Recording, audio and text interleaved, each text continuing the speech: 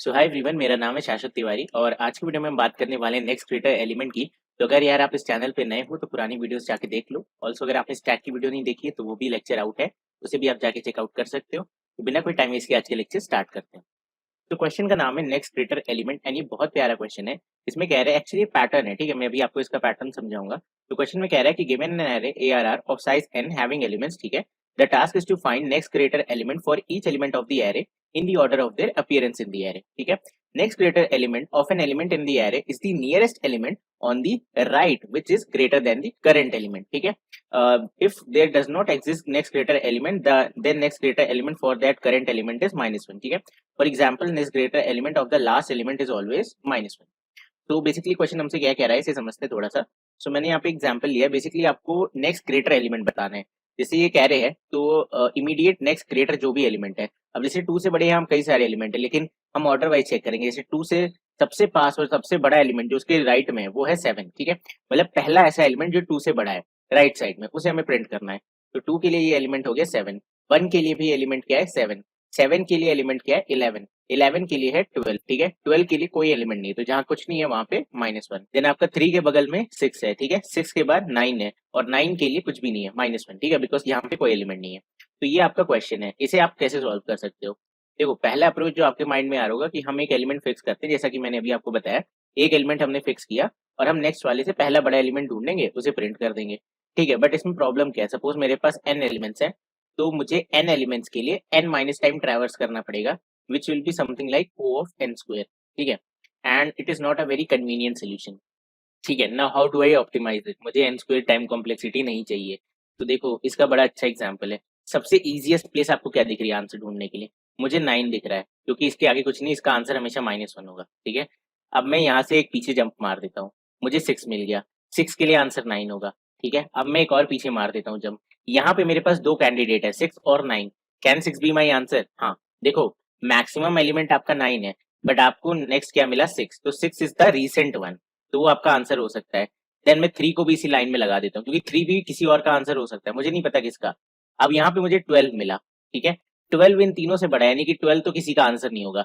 Point to be noted here is, ये सारे elements, ठीक है, इन सारे एलिमेंट्स का वर्स्ट केस में आंसर क्या होगा 12, ना 3 होगा, ना 6 होगा, ना 9 होगा, क्योंकि 12 इनके राइट में भी है, इन तीनों से पहले भी आता है और एक बड़ी वैल्यू है।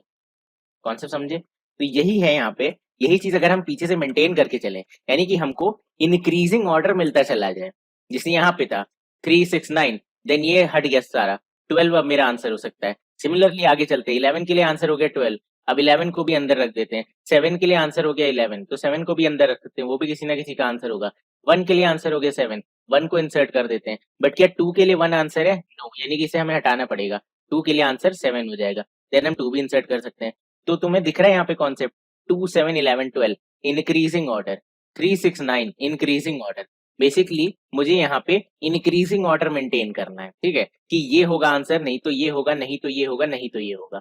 और उसके लिए आपको इमीडिएट वाला बंदा चाहिए, मतलब मैंने पीछे से ट्रैवर्स किया, आपको सबसे रीसेंट बंदा चाहिए, लास्ट इन वाला बंदा चाहिए। लास्ट इन को आप फर्स्ट आउट करने वाले हो, तो जब आप लास्ट इन को फर्स्ट आउट करते हो तो आप कौन सा डेटा स्ट्रक्चर यूज करते हो? टैग, ठीक है। मैं इसे विजुअलाइज कराने का आपको ट्राई कर रहा था, अगर आपको समझ नहीं आया देन 2 मिनट रुको, मैं इसे ट्राई रन भी कराने वाला हूँ, देन आपको पूरी चीजें सारी थ्योरी क्लियर हो जाएगी। मैं यहाँ पर एक पॉइंटर रख देता हूँ, लेट्स से आई, ठीक है, एंड एक स्टैक बना लेते हैं। ओके, तो मैंने स्टैक बना लिया, पहला एलिमेंट मेरा है 9। अब देखो बहुत सिंपल है, अगर आपका स्टैक एम्प्टी है तो आंसर होगा -1। मैं यहाँ पे इंक्रीजिंग ऑर्डर मेंटेन कर रहा हूँ, 9 से बड़ा कुछ है ही नहीं, इसका मतलब आंसर है -1, ठीक है।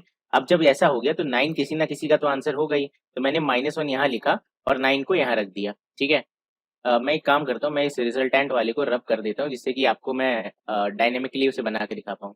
ऑलराइट, अब नेक्स्ट चलते हैं, अगला एलिमेंट है 6, ठीक है। अब आपको सिंपल सा ये चेक करना है, क्योंकि स्टैक का टॉप आपका रीसेंट एलिमेंट होगा, यानी कि नेक्स्ट ग्रेटर एलिमेंट होने की पॉसिबिलिटी है। ग्रेटर है कि नहीं ये मुझे नहीं पता, बट मेरा नेक्स्ट एलिमेंट तो वो है ही डेफिनेटली। मैं चेक करूंगा, यहाँ पे एलिमेंट है 9। अब क्या 9 6 से बड़ा है? हाँ बड़ा है, तो ये मेरा एक पोटेंशियल आंसर है, ठीक है। नेक्स्ट अब मैं क्या करूंगा, 6 को भी इंसर्ट कर दूंगा कि भाई तुम भी किसी ना किसी के आंसर हो सकते हो, because I am maintaining that increasing order. Next आ जाते हैं 3 की तरफ।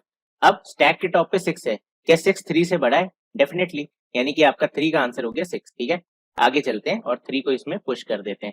नेक्स्ट एलिमेंट आया मेरा 12। अब क्या 3 आपके 12 से बड़ा है? नो, यानी कि 3 पॉप करा दूंगा मैं। क्यों कराया? क्योंकि इसके पहले वाले एलिमेंट्स के लिए आंसर क्या होने वाला है 12, because 12 is definitely bigger than 3, तभी मैंने 3 को पॉप किया, राइट? कॉन्सेप्ट समझ में आया? नेक्स्ट चेक करते हैं, 6 भी छोटा है, 9 भी छोटा है, तो कोई एलिमेंट नहीं है, स्टैक एम्प्टी हो गया। एम्प्टी स्टैक के लिए आंसर होता है -1, ठीक है। एंड देन हम इस 12 को पुश कर देंगे। नेक्स्ट चलते हैं, 11 आ गया, स्टैक के टॉप पे 12 है, क्या 12 11 से बड़ा है? ऑब्वियसली, तो 11 के लिए आंसर हो गया 12, फिर इसे भी पुश कर देते हैं, ठीक है। नेक्स्ट है 7, अब क्या 11 7 से बड़ा है? हाँ ऑब्वियसली, देन 7 का आंसर हो गया 11, 7 को भी पुश कर देते हैं। नेक्स्ट है आपका एलिमेंट 1, ठीक है। अब 1 की बात करें तो 7 1 से बड़ा है, इसका मतलब 1 के लिए आंसर हो गया 7, 1 को मैंने पुश कर दिया। इंपॉर्टेंट थिंग यहाँ पे है, मैंने 2 देखा, स्टैक के टॉप पे क्या रखा है? 1 रखा है, 1 एक छोटा एलिमेंट है तो इसे हटा दो, ठीक है। देन अगला एलिमेंट है 7, क्या 7 2 से बड़ा है? ऑब्वियसली बड़ा है, देन 2 का आंसर हो जाएगा 7, 2 को भी पुश कर दो। आगे बढ़ते हैं, आपका स्टैक खत्म, ये आपका आंसर, ठीक है। तो ये बेसिकली हम लोग इंक्रीजिंग ऑर्डर मेंटेन करते हैं और यहाँ से देखते रहते हैं भाई कौन सा इंक्रीजिंग ऑर्डर है।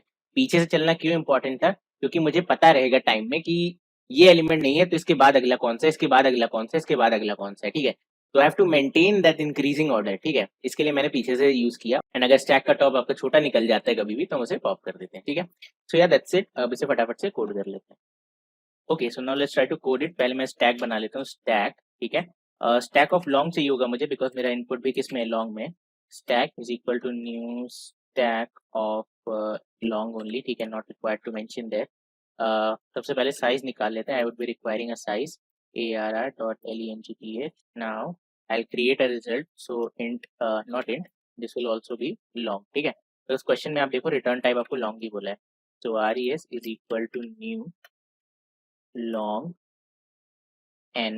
Now let's try to traverse in reverse fashion. Int I is equal to n minus 1, I is greater than equal to 0, and then I minus minus, ठीक है। Then what I can say next is while, ठीक है, मेरा stack empty नहीं है, stack dot is empty, ठीक है, not operator, जब तक मेरा stack empty नहीं है, ठीक है, and stack dot peak, जो भी टॉप एलिमेंट है वो क्या है? छोटा है, ठीक है। मुझे नेक्स्ट ग्रेटर एलिमेंट चाहिए, तो छोटा है या बराबर है?